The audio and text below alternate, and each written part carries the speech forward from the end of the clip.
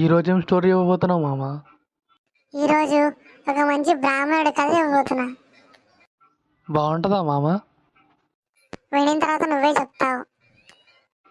సరే చెప్పు మామ. అయితే ఒక చిన్న టౌన్లో ఒక బ్రాహ్మణుడు ఉండేవాడు. అయితే బ్రాహ్మణుడు పక్క టౌన్కి వెళ్దామంటే బయలుదేరుతాడు. అయితే అప్పుడే వాళ్ళ అమ్మ వచ్చి, ఎందుకు ఒకడే వెళ్తావు, నీతో పాటు ఎవరైనా తీసుకెళ్ళు అని అంటది. బ్రాహ్మణుడు అంటాడు, నేను అడవిని దాటాలి, అడవి అంత భయంకరమేమి ఉండదు, నేను ఒక్కనే వెళ్ళగలను అని అంటాడు. అయితే వాళ్ళ అమ్మ అంటది, అయినా ఏం పర్లేదు, ఎవరినొకరు తోడు తీసుకెళ్ళు అని అంటది. అయితే బ్రాహ్మణుడు అంటాడు, ఏం పర్లేదమ్మా, నేను ఒక్కరిని వెళ్ళి పని చూసుకొని రాగలను, రేపు సాయంత్రం వరకు వచ్చేస్తా అని చెప్తాడు. అయితే వాళ్ళ అమ్మ వినకుండా ఇంటి వెనక్కి వెళ్ళి ఒక ఎంట్రీ కిచెన్ తీసుకొని వస్తుంది. అయితే బ్రాహ్మణుడు వాళ్ళ అమ్మ సంతోషం కోసం